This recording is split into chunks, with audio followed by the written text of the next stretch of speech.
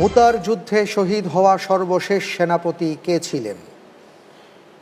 ক যায়েদ বিন হারিসা রাদিয়াল্লাহু আন, খ আব্দুল্লাহ ইবনু রাওয়াহা রাদিয়াল্লাহু আন, গ খালিদ বিন ওয়ালিদ রাদিয়াল্লাহু আন, ঘ জাফর বিন আবি তালিব রাদিয়াল্লাহু আন। জি, আলহামদুলিল্লাহ।